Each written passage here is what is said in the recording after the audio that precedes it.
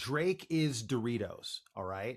And yeah, Doritos sells a lot of freaking chips. They sell so many goddamn chips, right? But you're the indie food truck, right? Just because Doritos sells tons and tons and tons of Doritos, does that mean that you have to go compete with the Dorito market when you're an indie food truck?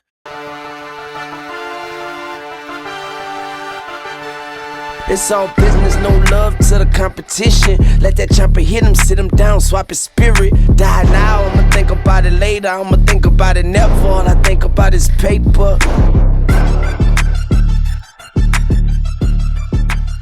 Yeah! Let's go! Whoa! That was a lot of energy just now, Michael.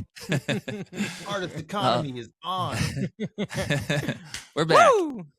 Hey, everyone. Welcome back to the Artist Economy. We're going to be talking about music, AI, and who owns the fan. So we're going to be talking about the live intersection of music, technology, building real artist careers, reacting to what happened this past week.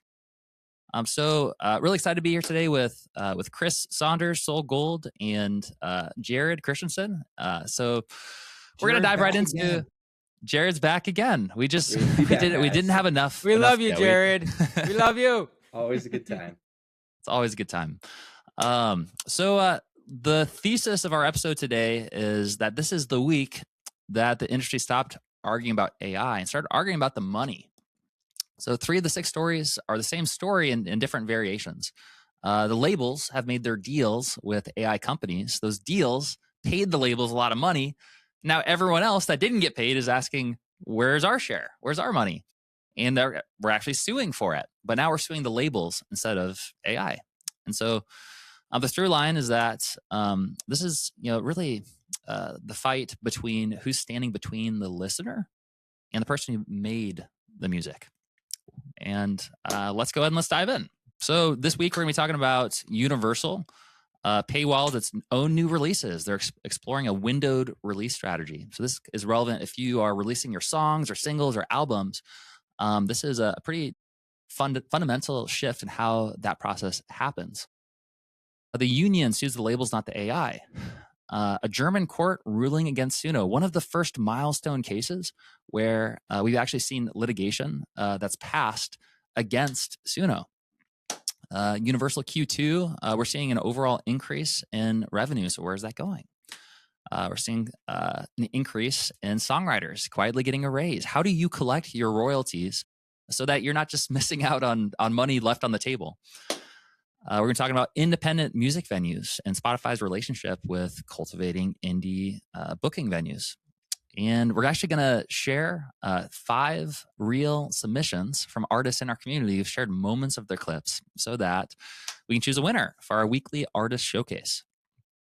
So let's dive in with our first story of the week. Universal just decided that the free tier can wait 3 days. So on the July 30th earnings call, Sir Lucian Grange said that from the end of August, UMG new releases in India from major domestic and international artists are going exclusively to paid subscribers for the first 72 hours. So not everyone can listen. Only paid subscribers can listen for the first 3 days. After that window, they reach ad-supported tiers, and UMG says that artists will see the benefit of improved compensation because of this. India is one of the largest streaming markets by users and one of the smallest by revenue per user. So this is a great place to test the strategy. So the bottom line is, for you as an artist, why this matters is because we're doing a real test on release windows and giving early access to paid members. It's being tested where the free tier is biggest. So if it works in India, then this is going to be an interesting movement, across every music market. And the question here that we want to discuss is, does that 72-hour paid window help you as an independent artist? Does it make sense to have a paid window release? Or does this remove your discovery surface for the 3 days that matter most when you first release it so that there's unlimited sharing of the new music? What do you guys think? I actually think this story is fascinating because it's changing the objective. For years, artists have been optimizing for one thing, and that's their reach, right? We got to reach as many possible people, get as many streams right off the bat, build this thing up to a launch. get as many playlists as possible, remove all those barriers between the listener and the music. That's been the model. But if this shifts the model, I think we're going to be entering a different era of music release where instead of optimizing for reach, you're actually optimizing more for like intent. And it's going to be the people who are on Spotify Premium, let's say, right? The people paying for access right away. Well, they're often the people that are more likely to buy merch, come to shows, be part of your inner circles, start support you in some way with real money and real dollars. So maybe that first 72 hours will become more about activating your biggest fans and bringing them closer versus about reaching everybody. Well, I got a bit of a pushback there, Chris. I got a question for you. Exclusivity, okay? It only works when people want it. So what about a new artist that nobody knows? Should this strategy work for them? Or should they put their music and this discovery phase, they should optimize for discovery rather than dollars? That's a question for you, Chris. For new artists. Well, I think new artists have got to be optimizing for discovery, but I don't know that Spotify, I don't know, maybe Spotify is a big part of discovery, but it's still to me about the relationship you're building directly with your fans, right? I mean, that's what we preach here at Street Team and at Modern Musician is build that relationship with your fans. And I think that one, instead of it just being as many listens and streams, it's much more about quality listens and streams. So like, I have a question for you, Soul. What if for you as an artist, every stream for the first 72 hours was worth way more money because it was quality streams? How hard would you be fighting to get people into that inner circle or be able to foster that relationship with those quality streams versus the people who are just sort of there on playlists getting free stuff? No, but I feel like this is sort of a chicken and egg scenario because on the one hand, the only people who care about exclusivity are the people who already care about you. So like if Taylor Swift, were to do a business move like this, hey, for my paid subscribers, my paid Swifties, you get access to the song and the album 72 hours before everyone else. But you're under like a monthly membership, the Swifty membership. 50 or $100 a month or whatever. I don't know. It comes down to like demand at that point. I feel like it's a good move for her, but how can we do this for an artist that has no fan base or they have a very small fan base and no demand? Like this is a chicken and egg scenario. So maybe this is a question for Jared, maybe, because you're the ads guy, you understand, the market. How can we reconcile this chicken and egg scenario, Jared? Well, let me know if you guys understand this right, but does this only apply to universal artists? This isn't something that like a new artist would get access to, is that right? Right now, they're doing a small test. Well, relatively small, but they're doing it in India. And so they're just testing this out in India with just universal artists. Yeah, so I don't know. Is this going to be something that indie artists don't have access to even doing? Or is this a sort of another situation where the Spotify's and Apple Music are cozying up with the big labels because they've got that kind of relationship? So there's that going on. And I think that, okay, we'll see how it goes. That's like, I think this just points to rewarding fans with early access, which has been around forever. And like when my band released our last album, if you pre-ordered the album, you got the album to your doorstep 1 week early. And so I think there's a ton of different ways to do this. You can do this through an inner circle subscription. If you're a smaller artist, you don't have a gatekeeper saying you've got to do things this or that way. And you can give people early access and reward fans. I think it is like about rewarding your best fans. And I think the labels, they're clearly catching on, or they see that and they're experimenting with it now. But I just see it as like find ways to reward your fans early for being engaged and And you can do this so many different ways. You could do this with a live stream. If you have a community for your fans, you can go live 72 hours before. You can give everybody an early access, access to the song if you want to, and you can do a listening party and do things like that. So I think that what they're doing something similar that we talk about with using Street Team, how to give people early access.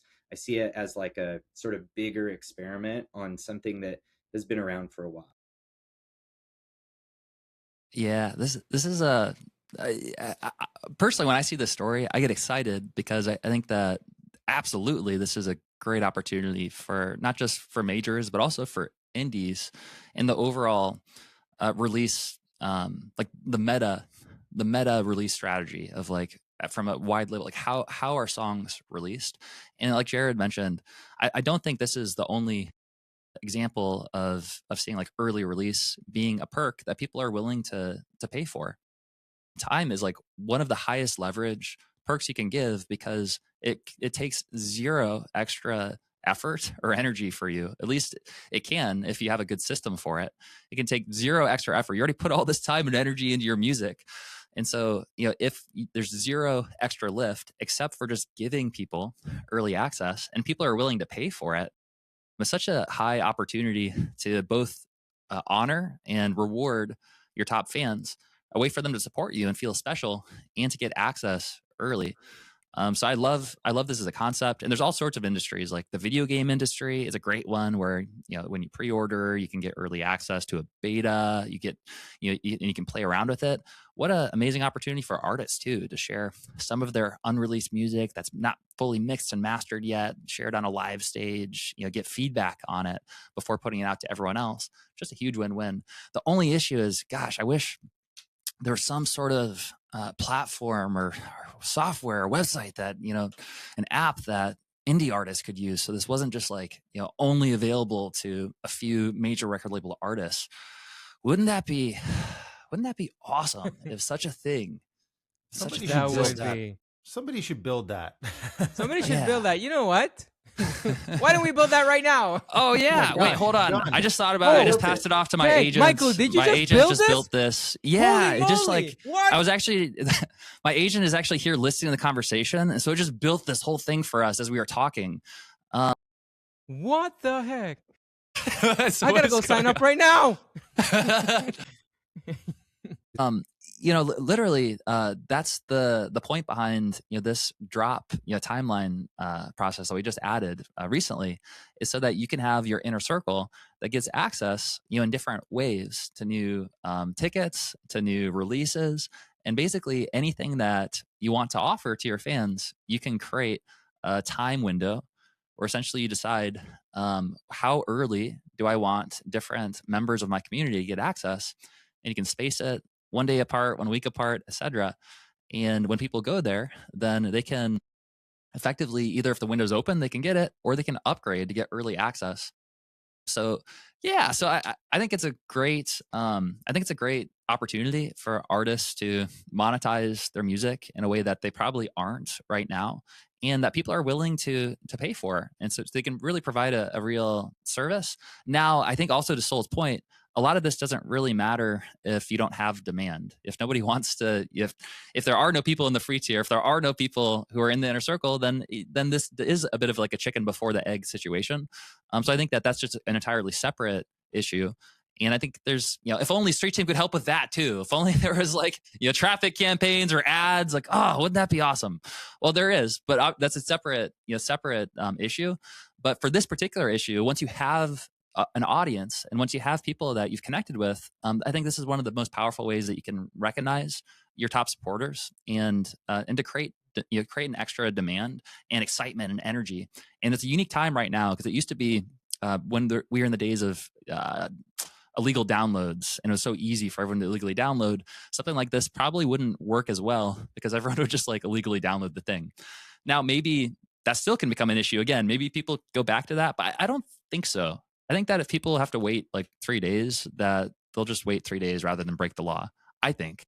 So I think it's a good time for this to come back. You'll support them, right? Like, I Yeah. think that's the other thing, is that connection is yours and you own it. And that's the big difference here that I want to distinguish between, say, Spotify as a platform and Street Team as a platform. Is there's a principle in business: don't build your business on rented ground. And Spotify is rented ground. If Spotify can decide to change the rules of distribution overnight for all of India, they can basically do that for you anytime they want. So what if they just decide, well, we don't really have any good money coming in from indie artists, so we're just going to make it so their releases take an extra 2 weeks to go out, and whatever, who cares, because Drake's dropping a release this time and we don't want to compete with that. Like, they can do that kind of thing and you have no agency over it. Whereas in something like Street Team, you own that relationship, you own your fans, and it's actually a direct connection with them, and that's irreplaceable. Harder to build, 100%. Like, Spotify is going to get you on playlists, get you listens, but the relationship you build on something like Street Team is harder to build, but it's actually yours. So the longer you build it, the more you actually have. And that's how you want to build a business. Cool. All right, let's keep on rolling. We're going to go to our second story, which is about who gets the settlement. So the Musicians Union is suing the labels, not the AI companies. The American Federation of Musicians filed an amended complaint on July 24th against Universal Music Group, the one we were just talking about, Warner Records and Atlantic Recording, having first sued on June 5th. The claim is a labor claim. The new use provision of the sound recording labor agreement requires the labels to declare which recordings were licensed to Suno and Udio and to pay the members who played on them. The union says that the labels have done neither. No declaration of covered recordings, no compensation to the performers on them. And so why this matters is that now it appears that the AI fights moved past permission. The labels have already settled that issue, and they've gotten paid for it. They've gotten paid a lot of money to get in bed with companies like Suno. So now the fight's more about whether that money that the labels were paid is reaching the people who are playing, on that training data. So the question is, if a label settles on behalf of a recording that you performed on, what exactly is your claim? And how do we know if even know that the deal happened? Man, this makes me so pissed. Oh, yeah. How would we know if the deal even happened? Because who are the people who made the music? The artists. We started this movement, and we don't get paid, and we don't even know. It's like, somebody having a back deal to your own like music, and you don't even know about it. I mean, I think this is good. Yeah. I think, this is bound to happen. So I think it's just another example of things playing out in this new space of, generative AI and training data, and how all this is going to play out. There's a lot of money at hand here. And so I think that I'm on the side that the artists and the creatives should get paid. If people are making money, then the people that's making those companies money, the training data, whatever it is, the musicians should get paid. I think we should figure this out. The attribution stuff we talked about last week. Yeah, we'll see. I don't know how much they got paid. Do we know how big is this sum of money?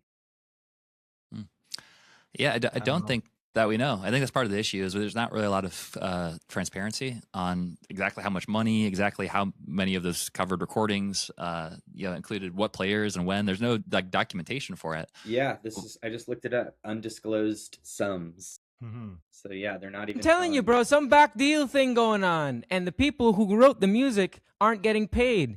And oh man, somebody take the mic from me before I break something. Here's the thing. One question, just real quick too. I think one question that I'm trying to understand as well is is this talking about compensating people who are performing, playing session musicians on the songs, or is this more so about the people who actually own the copyright or own the publishing or the mechanical royalties for a song? I believe this is about the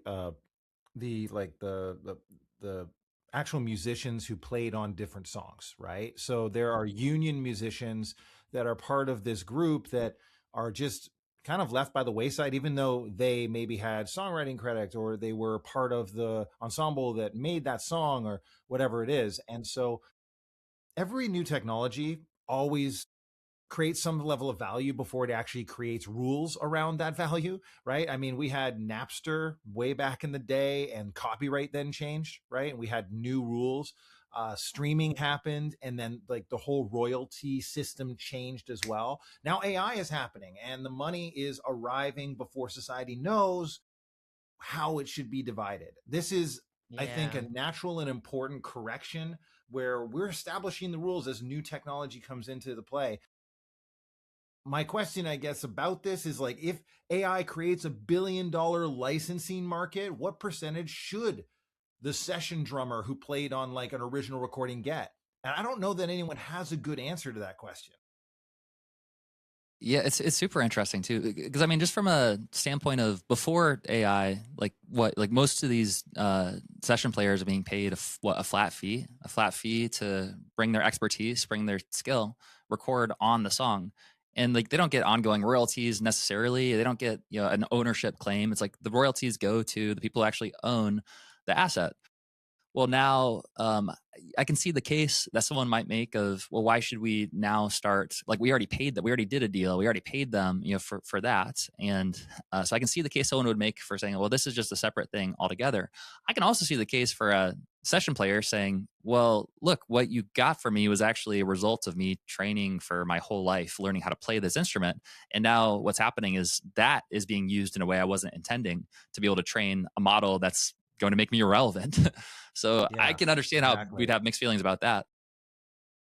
Yeah, that's exactly it. I mean, this is not just licensing or copyright or what. This is a whole new thing. This is a new technology. This needs rules around it, and there's billions of dollars involved in this. And so right now, record companies are like, well, we're going to collect our cut, but all these musicians out there are like, well, if there's billions of dollars involved here, shouldn't we have some of that, right? Or at least a percentage of it, because that's deserved, because we're part of the process and we've actually, what percentage is that? I don't know. That's the question. And it will, I think, get decided. And I'm hoping on the side of artists to some extent. It seems like there's, we weren't imagining, when we drafted the current laws, we weren't imagining generative AI basically using these in completely novel ways. So it does seem like we need to go back to the drawing board and have a good faith discussion about what does this mean and how do we fairly train on, in some cases, people's lifelong work so that people are compensated fairly for it. But gosh, it's hard. It's not an easy solution. Okay, let's move on to story number 3. Europe moves first. A German court ruled against Suno, the first binding ruling in Europe. Munich Regional Court ruled in July 2026 that Suno infringed copyright in its use of music covered by the licensing agency GEMA, G-E-M-A. It's described as the first binding European decision of its kind. Suno said it does not expect the ruling to affect its U.S. cases, which remain unresolved. So why this matters is that European collecting societies are structurally stronger than the U.S. equivalents. So if licensing becomes mandatory there first, the economics of every AI music product changes globally. The question at the table is, does a European loss speed up a U.S. settlement? Or does it potentially split the market into multiple different groups, a licensed European market and an unlicensed everywhere else? I mean, I could see that happening. They kind of do that, already with in different ways. So it would probably be hard to have do something on a completely global level.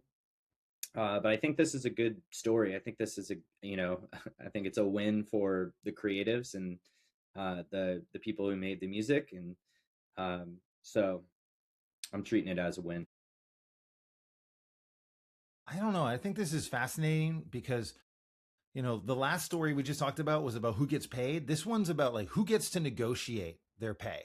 And Europe, specifically Germany, is interesting because they have all their artists and session musicians in sort of this collection society, right?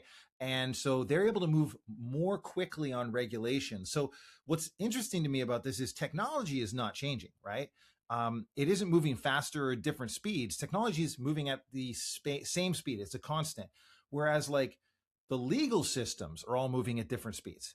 So in Europe, the legal system is moving a little quicker here because they're unified. There's not, you know, in America, they're like, you have to sue individually, right? Like you have individual rights and individual legal systems. So in Europe, they have a unified front where they're able to be like, we have to do this together. And that means that AI companies will likely launch wherever the rules are clearest first, which is going to be a really interesting dynamic, right? Or maybe where the legal rules are blurrier, they're able to get away with more. So maybe they go further there and then have less features or less of access within places where they've regulated them. So again, I think there's going to be I mean, think about it like YouTube Content ID, right?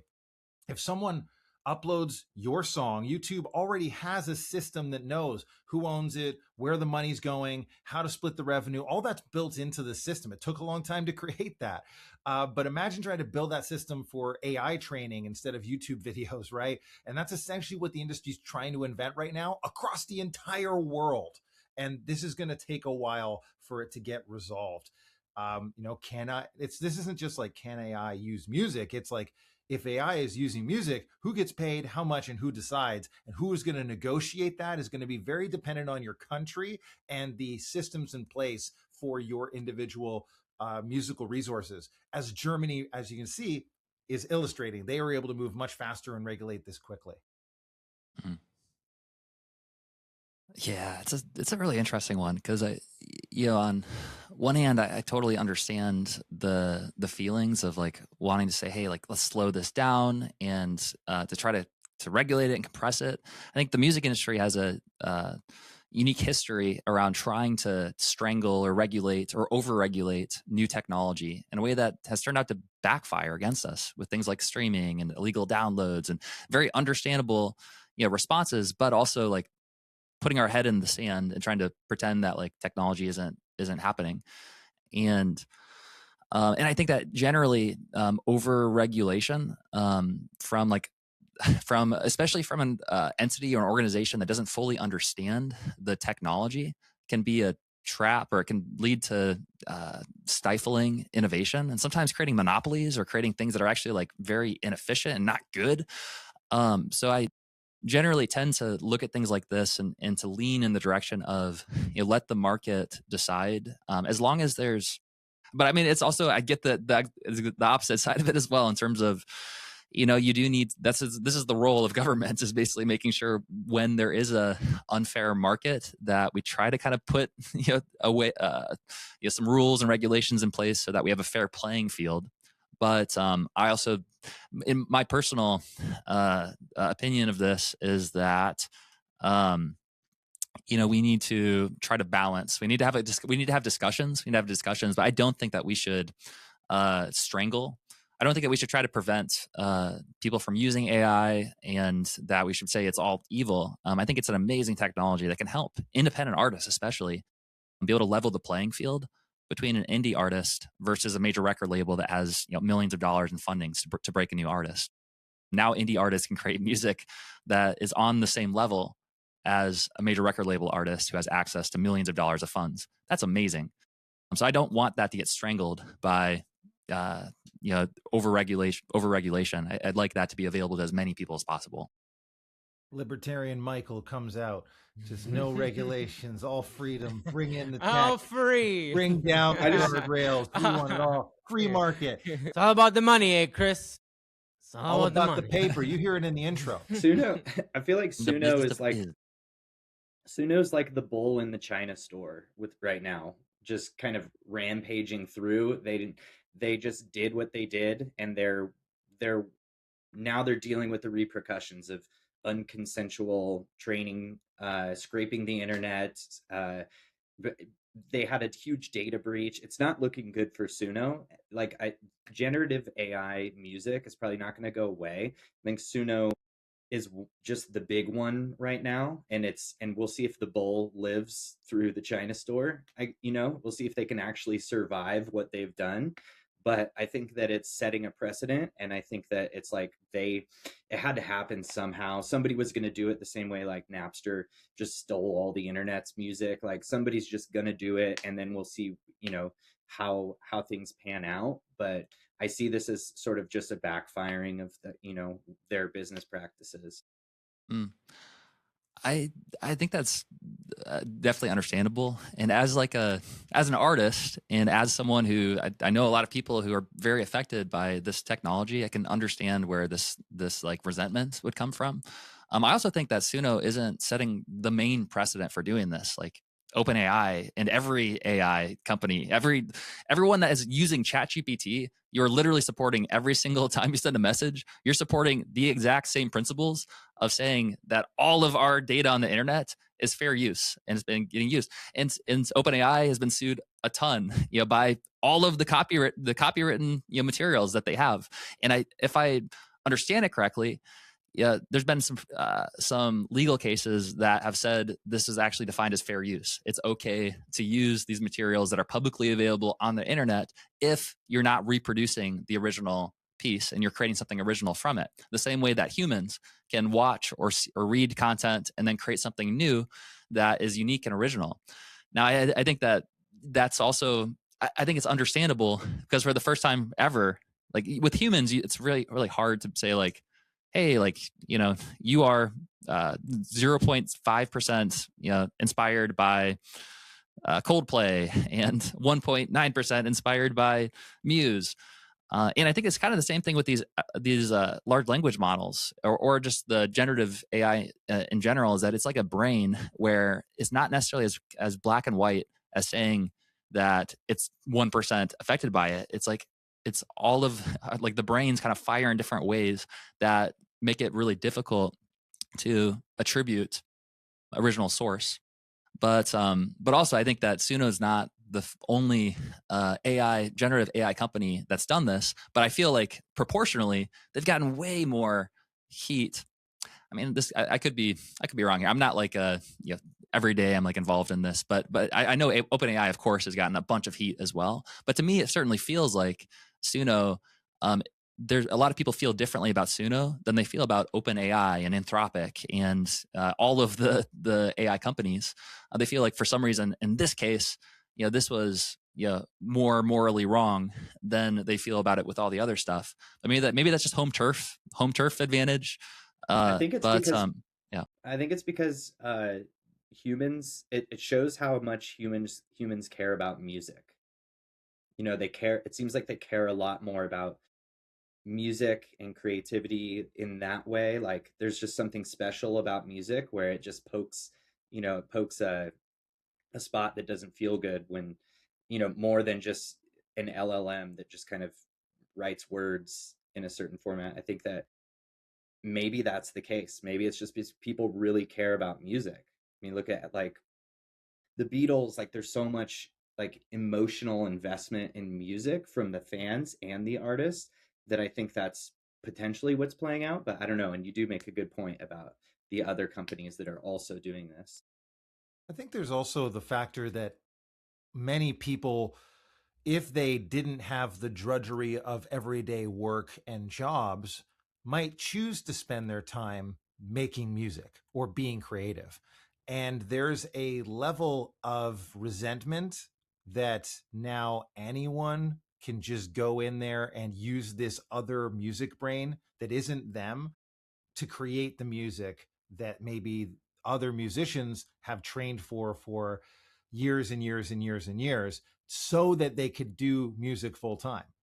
And I think there's a level of resentment between the music community that is going unrecognized, that now anybody can step into that role and be able to create the music or create the soundscapes and things that other musicians spent their lifetime learning how to do so that they could work full time in that industry.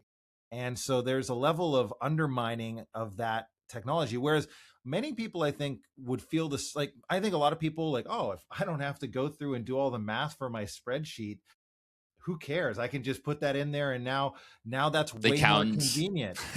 Yeah. Right. Like, I mean, there are probably some people in the spreadsheet industry that are like, damn, my whole job's going away. Same with lawyers though, right? Like a lot of lawyers and even financial planners are kind of going away because I can just talk to my AI and they'll give me just as good legal advice as someone who costs $300 an hour.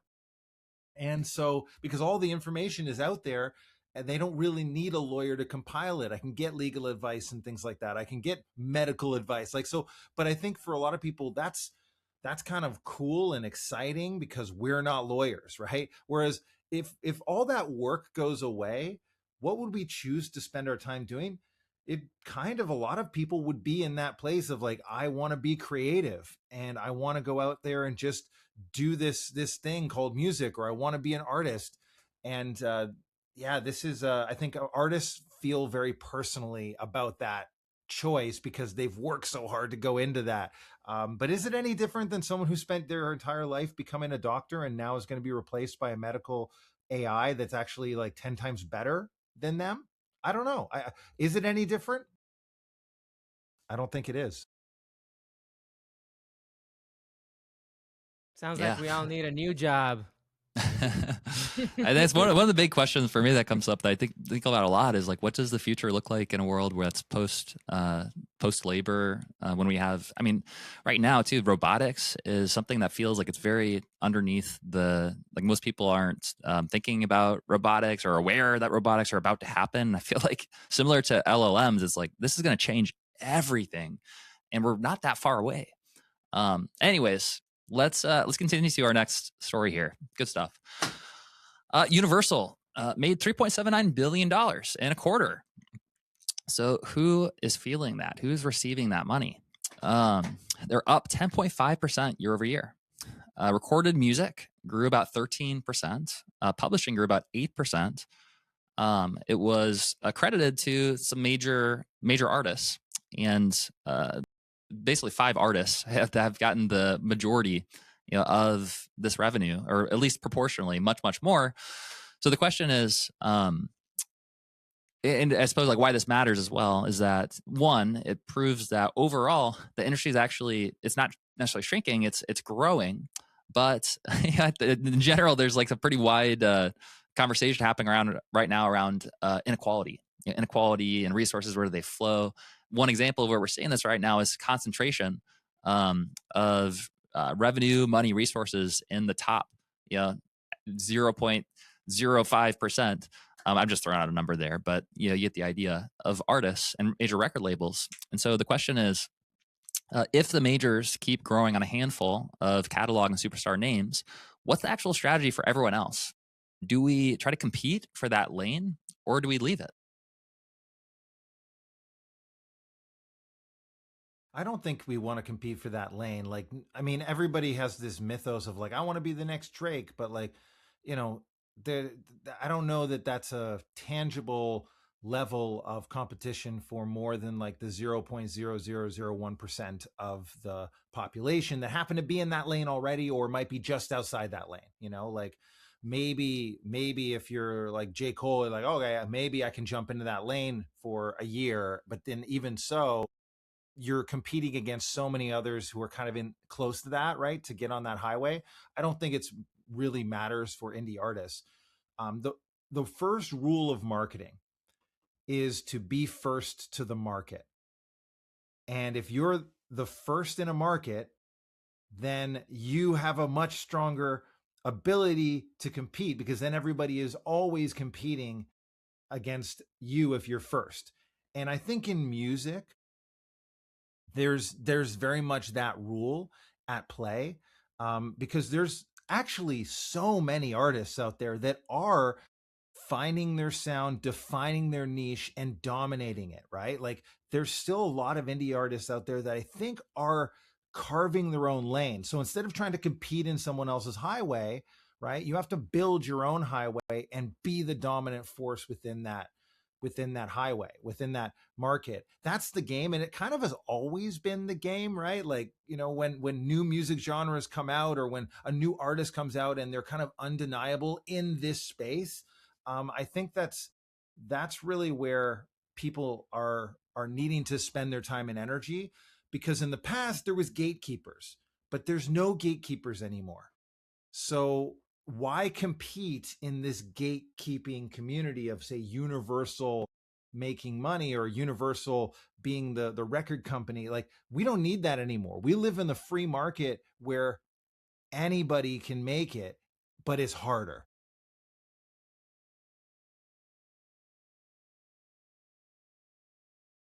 I think that there are two games being played here, and obviously the Universals and the the major labels, they're playing like the scaling game. I mean, like they optimize for billions and billions of streams and views, and like as an independent artist, you shouldn't be playing their game if you want to beat them at that game. You have a different game, all entirely, completely different. You are in the business of connecting with your fans, not trying to get a mass appeal. Start with the person in front of you. I mean, like, don't expect to beat the game that the majors play. They invented the game, okay? Play a different game. You know what that reminds me of, Soul, is the David and Goliath analogy. You know, how does David beat Goliath? You know, and Goliath in this example is like the major record labels. And if we're like an indie artist or this little Goliath, like David, like how do you beat Goliath? And well, I think if you're trying to play the same game as them and lift as big of a rock or do an arm wrestling match with Goliath, there's just no way. There's no way to win. But David has a slingshot, and he's fast. He can maneuver. He can go. You know, he's using a new tool. So, I mean, in this particular story, I think one thing that's under represented is that it isn't just major record labels that are seeing an increase in their revenue, right? Indies are also seeing an increase in their revenue. So it's not necessarily like indies are going down and major record labels are going up. But for sure, we are seeing a concentration with the majors so that it's fewer artists who are getting the majority of the share. But indies, proportionally, are actually getting a wider market share. So they're growing even more. But I do think that one of the advantages of being an indie is your speed to be able to move faster. And a lot of these organizations they have a lot of middle people, middlemen, middle women who are getting in the way of artists connecting with their fans. And you're not using the tools as quickly as you can. You can have a slingshot. And so I think that one of your advantages is doing the things that major record labels and artists can't. And one of those things is, connecting with your fans, like Soul mentioned, and building a deeper relationship. But also, this is why I would argue for using tools, exploring using tools like Suno or different platforms. I think that there's probably ethical AI music platforms are probably not very good right now, just to be honest. I haven't really explored a lot of them, but in my opinion, it's really important to start using that slingshot, because if you are trying to go head to head with Goliath, like with an arm wrestle, we're not going to be able to compete. Yeah, these are the snack foods of the music industry. Okay, so like Drake is Doritos, all right, and yeah, Doritos sells a lot of freaking chips. They sell so many goddamn chips, right? But you're the indie food truck, right? Just because Doritos sells tons and tons and tons of Doritos, does that mean that you have to go compete with the Dorito market when you're an indie food truck? No, like you bring some delicious, great meals to your local scene and you serve them great, healthy, delicious, amazing food, then you're actually going to win out and still have a successful business. It's not like, oh my God, I have to go compete with Doritos and, go after that. That's a very small market of competitors. That's not what we're going after as indie artists. You're not Doritos. Drake is. Nice. We got to clip that for sure. You're not Doritos. Drake is. Enough said. Okay. Good Started stuff. from the bottom, now we're Started from the food truck, now we're Doritos. Started from the bottom, now we're flaming hot. Oh. All right. Story number 5. Songwriters got a raise. A quiet raise that most artists did not notice. From January 2026, Songwriters received 15.3% of U.S. streaming service revenue, which is up about 0.75 of a percentage point from the previous year. The 2026 statutory mechanical rate also rose to 13.1 cents per work. It rose from 12.7 cents, plus 2.5 cents per minute for songs over 5 minutes. So this is the publishing side of the business, which is also the side that most indie artists never register for and therefore never collect from. So why this matters is because if you write your own songs and you've never registered your publishing, then the raise is actually going into this black box. It's going to somebody else. You're not able to collect it. The money exists whether or not you claim it. And so the question is, what actually is the first step for an artist who's released music for years but has never actually registered it and has never collected a mechanical royalty? I can answer that with one word. Register! Register! It takes you 2 seconds. Oh my gosh, you know what? I had a mentor that really like nailed this into me. It's like, why wouldn't you register? Even if, you're not, blowing up or whatever, just register. ASCAP, BMI, CSAC for, what is it? The Mechanical Licensing Collective. Just Sound Exchange. I know TuneCore actually collects a lot of master royalties. So whoever you distribute with, DistroKid, TuneCore, CD Baby, they actually collect the master recording royalties. But it's not, they don't collect everything. Just register. And like there's tons of places to register, and you can do your research online real quick, but just register. Take like half a day, register all your songs, and I can't say that enough. Just freaking register, man. How cool would it be if we had a quick register your music checklist that people could download right now, comment, register, and we'll send it directly out to you? Wow. Where can I sign up? Yeah, can we create that? Let's just create that. That would not be that hard. But honestly, the first thing that came up for me is, at least at the time of recording this episode, one thing that is this huge new breakthrough that I think most people aren't aware of because it's very new. But Soul is here at our studio, and we've got him set up with it, and it's amazing. There's a platform called Codex. So Codex is ChatGPT's kind of next evolution of what ChatGPT is. Codex is an agentic assistant that can do things for you on your computer. Like basically anything you can do on your computer, Codex can do. And so it used to be primarily for software developers. So you basically use Codex to code, and that's my primary use for it right now is for software development. But it just so happens having this very powerful agent on your computer that can do anything that you do on behalf of your computer is extremely helpful. So for example, what I would recommend for anyone watching this would be one, download Codex, which I believe is getting merged into the ChatGPT app. So there might literally just be like a little tab you click on called Code, and type into Codex. Maybe we'll put this on our little download below this episode, so you can click on this, get like a step-by-step checklist for this. But literally just copy and paste the prompt. The prompt should say something like, I'd like to register all of my music, and I'm not sure if I've done it before yet. Can you basically create a game plan and then actually help go implement this and register my music for me? And what it's probably going to do is it'll ask you questions if it needs to. Otherwise, it's going to create a folder on your computer, whether it's a Windows or a Mac. It's going to collect all of your downloads or all of your actual song recordings. It's going to figure out what are the answers to the questions you need to know, like who owns the rights. And then it's going to open up your browser and it's going to go to the websites. It's going to help set up an account for you. It's going to go through the registration process, and it can literally help you do this from start to finish. And it will probably save you about 80% of the time and the effort that would have taken for you to do this manually. Now Codex can help you do this in like a few prompts. Look, there's no reason not to register. We've made it so easy. Get Codex, save your life. Let's move on. Let's create some good music. Yeah, and I do want to say, though, that the vast majority of people who are artists will probably not see this, probably don't have their music registered.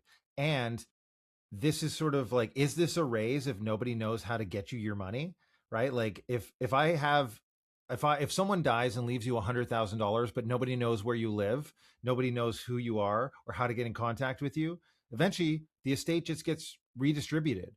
And that's the black box, not because someone stole your inheritance. It's because you never claimed it. And that's where a lot of musicians are sitting at right now because they haven't registered their songwriting. So download the songwriting checklist below, comment register, and we'll send it right out to you to make sure you get credit for your songwriting. Maybe we should just build this industry team too. Just like right now. Right now. My This agent is might listening be to this right now. a massive vision, but I see Street Team being a distributor, replacing TuneCore. That's what I was. Yeah. Didn't we have that conversation a while, like at the last Plat Plus meeting, Michael, around like how we could do that? Because it would be so cool if it all. Because if someone's already paying DistroKid, how cool would it be if they just like, oh, it's included in your Street Team. We become a distributor for you, and it automatically uploads anything you put in here with a release plan, with a whatever, right? Like all this other stuff. Yeah, so I don't want to give away too much while these things are still like in process, but literally yesterday, I just had a conversation with a major distributor, and we talked about what it would look like to integrate, distribution into Street Team. There's different routes we could go for it, but the bottom line is for sure. I mean, at some point, it's going to make sense that we have distribution built into Street Team, just because why not? We have everything else like already built into it. But I would say the main pushback that I think internally that I'm feeling to it is I feel like it would be great for us. Like it would be like selfishly, I think that it would bring in a lot of traffic from people who are looking to distribute their music. But I also feel like it's not actually that valuable to our artists, because you already have options to distribute your music, and you getting fraction of a penny per stream for most indie artists is just like, it doesn't really matter that much. So I have mixed feelings, because I know that me investing time and energy to like build distribution into Street Team is like, why is that best suited there, or is it best suited doing the things that no one else is doing?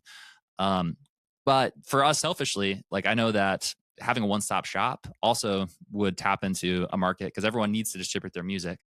So so my bottom line is like, I actually think that for the majority of people, this is like maybe 5% of your total revenue will come from streaming and from like this kind of thing. So I don't want to put too much emphasis into it, but also it's like at some point you can for sure bet on that we're going to have built-in distribution, whether that's through us, like an internal feature, or some sort of white labeled solution in Street Team that we can pass forward to you. Yeah, that'd be awesome. Okay, so excited to wrap up the episode today with the first time that we've ever done the final 5 segment. And so basically we didn't even really tell our audience about this, but we started to build an integration on Street Team so that you can upload a moment from one of your songs. And then once a week, we're going to be choosing a winner who wins an artist showcase here at our studio. So I wanted to take a moment to share 5 moments from different artists in the community. And these are the finalists for this week. And we'll be choosing a winner that we'll announce next Monday who will win the Artist Showcase.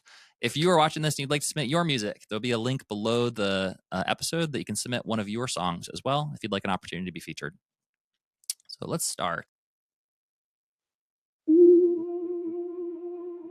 You caught me by the bay. Yeah. I was on sharp edges. You soft and steady. It's coming to the launch intensive on Saturday. It's full of smoke. You said stay right here. Then you let it go. And the floor starts moving and I start to. Hard on the edge, but I'm coming through. Hands in the air like I got no bed. I can't shake this pole, I ain't done yet. Pull me down low. Pull me down low. We can lose control. Pull me down low. Pull me down low. Till the whole room glows. We go. Pull me down low.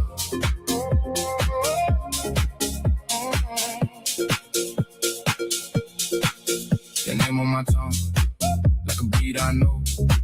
Every scar on my skin, want somewhere to go. You spin me around hard, then you let me breathe. That's the kind kind of love that don't ask to leave. Now the baseline talks and it says my name.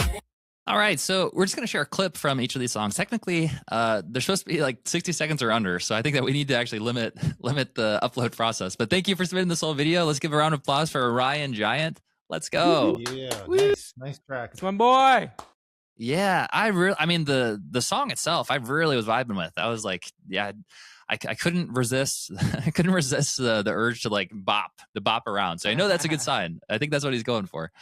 I love the intro with like the visual hook of like the spinning thing. In fact, if this were only 60 seconds, I'd have been like, oh, that's wicked. That was perfect. Like it just to me went on too long for it to be a moment. So yeah, I think if it cut like right like before that pool party thing, like, yeah, that would have been great. Yeah, my initial feedback is I love the shots of people getting into it. Like you're like you're showing the experience of people like losing it. I feel like with the moment, I'd like to see a little bit more of like a build up, like a pre-chorus, or like especially with something like this, you can really kind of build to the drop. I feel like there should be something like that at the beginning that hooks you, and that's sort of like wait for it, you know, and maybe has like something that builds a little bit more tension leading into the drop, and then the drop is just one of the best moments of people just losing it. And that would be my only feedback in terms of creating this moment in a way that's going to like land really well on social media. Cool. All right. So do we want to listen to Phil Johnson? Yeah, next up we got Phil Johnson, comedian / artist. Punching Nazis, 2 wrongs don't make a right. So I hold out my hand to help one up, pull it back and yell out, psych! Okay. I like it. Yeah. That's is almost the exact opposite of the other one in terms of this is like 10 seconds long total. Yeah. Punching Nazis. What's wrong with? Yeah, there's nothing wrong with punching Nazis, right? 2 wrongs don't make a right. Oh, I get it. There you go. 2 wrongs don't make a right. That's hilarious. So what do you guys have any feedback or thoughts for this one? I love the length, and I think you could have left 2 wrong don't make a right up the entire 10 seconds. That going away, I think, is a mistake. I would keep that up because that's that's kind of a great punchline, and it was almost up there too short for me to read, and I was like listening to you at the same time. Yeah. So yeah, like, and I almost if I didn't have my sound on right at the bat, I don't know this is about punching Nazis, so like I would just say that like keep that visual hook of the 2 wrongs don't make a right all the way through, and then I might loop it to hear the joke at the beginning because I didn't really get it, and I think that would actually do well for your engagement. Yeah, Phil, I feel like you probably know this better than most people because you know it's such an important part of comedy. Is sort of like the build up, like the setting the stage for the punchline. Right, it's like the whole joke is sort of like you're setting the stage so that you can give the punchline and kind of break expectations, and so I feel like the thing that jumped out at me with this one is 10 seconds was very short. Like I felt like if we expanded it to give it more space before the chorus, like this was almost like jumping right into the punchline when where I think that the pre-chorus or sort of like setting the stage, building up the anticipation is part of what makes the punchline like land before the chorus. So I for anyone who's creating moments like this, I probably would avoid jumping straight into the chorus. I would actually intentionally like add a build up so that you can build up towards that punchline. And then gosh, I agreed on the headline. You know, having the headline, and also I mean with the song like punching Nazis, I feel like you could in the hook, I don't know, have like a picture of Hitler getting smacked in the face or something. That would certainly be a way to like, you know, to hit people in the face across like, which is also, the song is literally called Punching Nazis. So, I mean, it's, that's is just one idea that comes up as we're watching it. Yeah. Or it could be like when is it okay to punch someone in the face? And then like, you know, or like this song makes it okay to punch someone in the face, something like that. Right. Makes me want to like listen to the song. Yeah. So then I'm like, when is it actually okay to do that? Oh, Nazis. Gotcha. Like, yeah. That's great. That's a great idea for the hook too. It's like, it's proposing a question that the chorus is going to like deliver on. Yeah. Yeah. Open loops. Smart. Cool. Well, let's give it up for Phil Johnson. Yeah, keep punching Nazis. Let's go, Phil. That was awesome, man. Let those Nazis have it. All right. Kill Devil Theory.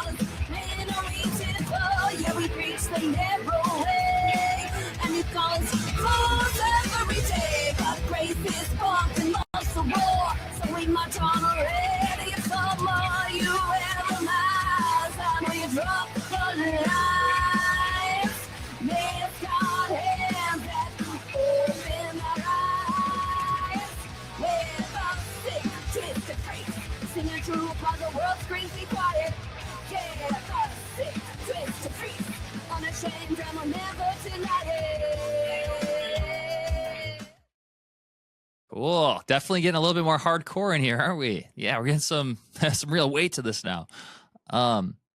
Cool. So, I mean, first of all, woo, let's go. Yeah.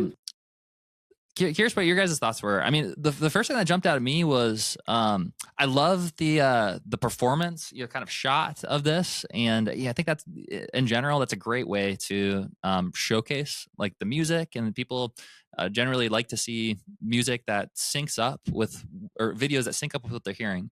The one thing that isn't in this video that I think could make it really cut through and kind of connect more is maybe some kind of hook, like in a caption or maybe even like the lyrics on the screen, so I can see what's happening. But I did feel like it was kind of missing a little bit of that context. Like, I don't really know what the song is about. I don't know who it's for. I don't really have that context to sort of, if I'm scrolling through and I just like see this in my feed, it's hard for me to understand and kind of connect with it because I don't know what it's about or who it's for. And so I think that would be something to explore. Yeah, I feel like if people want to listen to the song, they'll go stream it on Spotify. But why are we on social media?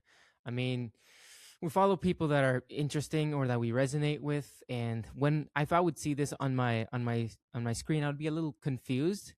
I'd probably wonder, like, what is this about? I'd listen to the song, I'd jam out to it, but I'd want to know more. Like, definitely a hook for the first like 5 seconds. Like, what is this song about? Like, what inspired it? And then going into the story of it in caption form.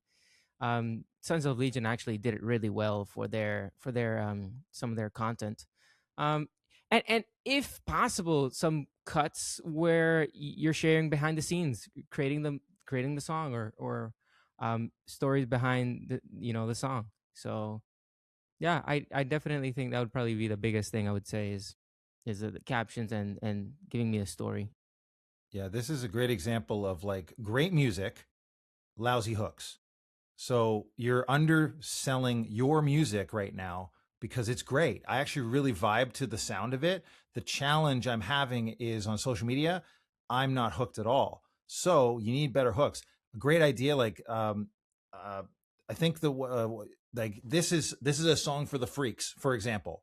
Just because I know I heard your hook come in there, it's kind of about freaks and that kind of where the outcasts, the outsiders, like that could be just a visual. It doesn't have to be complicated. It could just be a visual up there. I was like, if you're finding this, you must be a freak like me. Because your algorithm your algorithm knows you're a freak like I am, because this is for this. I made this for like, it could be something in that vein that gets people hooked in that want to click and like listen to the music, or creating some level of visual hook so that I'm excited. Like right now it's a great song, but the visual is what hooks people in social media. So having some level of visual, and right now it's just you guys on stage performing, which is simple to create, but could you do some visual hooks with it where even the camera's zooming in, zooming out, all this stuff can be added in post, changing of the colors or changing of the filters as it goes through, something that matches the music that way visually will draw me in. Yeah. 100%. I think that if there's going to be a static, like one angle shot like this, then I'd like to see something moving, like maybe in captions, so that there's something happening that you can that catches your eye that's changing. Cool. Yeah. To give them credit, that these are, I've been actually working with with this group in our Gold Artist Academy program, and they are doing the campaign wizard, and they do have posts going out that have the text across. I'm not sure why this one isn't one of those posts, but they're a Christian metal band. So I think, and that's one of the things that makes them unique, because there's not a whole lot of Christian metal bands, and it's kind of like, wait, what? And so I think leaning into that for them can be really, really cool. But yeah, these guys are great, and great music. Yeah, like that totally changes the hook for me as well. Like, instead of it being like, hey, we wrote this for, the Christian freaks out there or something like that, or like it could be absolutely directed totally towards your audience there. Or your algorithm must know you're, Christian, because you found the only Christian metal band that hasn't been blown up yet, or something like that. Just something in that hook vein could be really cool. Cool. Okay. I don't know if we have time for two more, do we? I mean, I would love to do Jared Rogerson's. I think that this is probably gonna be a very good one to end on. All right, let's do one more. All right, so we got time for one more here. So we're gonna give a shout out to our man Jared Rogerson. See what we got here. Under his breath, he says, no regrets. He's a cowboy riding high on a 8-second ride, feeling as fine as making love all night. But tonight he's making dust in arena lights. He's a cowboy riding high. Nice. Let's go, Jared. Definitely caught me. Yeah. Yeah, cool. Visual hook was nice. It's like the drone shot, the different angles. I do think that arena lights and that feeling that go back, and that's how you get hooked. I actually think the positioning on that is a little low. It should be more central, higher up. I know it's covering, it might even be closer to your face. And it should last a little longer, because it was like, maybe I'm a slow reader, but I just didn't get a chance to read it right off the bat. So Yeah. I had the same thought too, in terms of like the hook, the main caption. I feel like it could be more like visually, like you could see it faster, you could stay longer. Also, I feel like we could just beat the hook itself, like arena lights and that feeling. That's how you get hooked. This is still kind of an example of like, I don't really understand what this is saying or who it's for, or I think that the visual hook of the song and of him like performing is probably the thing that grabs my eye a lot more than the writing here. But if there's something about like, so the hook of the song is he's a cowboy, enough said. Even like literally just that, like he's a cowboy, enough said. Like that being like the hook, I feel like would even attract the right people who are scrolling who see this in a way that just makes more sense to me than like arena lights and that feeling. That's how you get hooked. yeah, your algorithm knows you've been looking for a cowboy. Like or this is your sign, you need to go to an arena show. Yeah, I love the quality, song quality, visuals, amazing. I think it just goes to show how creative you can get with these hooks. Like, what is the messaging that you want to get across, and how clear can you get it across in that beginning, while people are like visually checking you out, your style, rocking out with your music. It's like you can use the same clip over and over and just try different things. Nobody's probably going to notice, but if you do, get one of those to really hook and grab a lot of people, then it's like cool. So I think it just goes to show like it's kind of that creative writing skill that's coming in here, because I think sometimes with these specifically, AI can get a little obtuse or kind of like less human, and we're really talking to humans here. And I think it's just like, yeah, that's one of those key skills or something to keep your eye on, is what hooks are working and how can you just slap those across your music and make more posts. Good stuff. Okay, well, let's get ready to wrap up our conversation for today.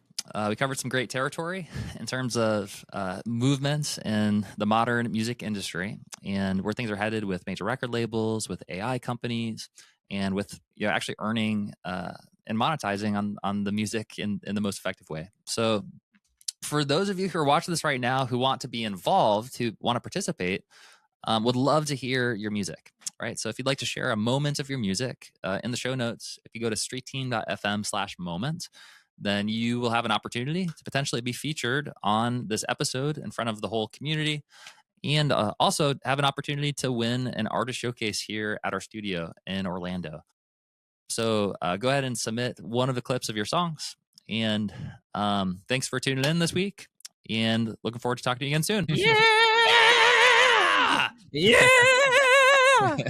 It's all business, no love to the competition. Let that chopper hit him, sit him down, swap his spirit. Die now, I'ma think about it later, I'ma think about it never. All I think about is paper.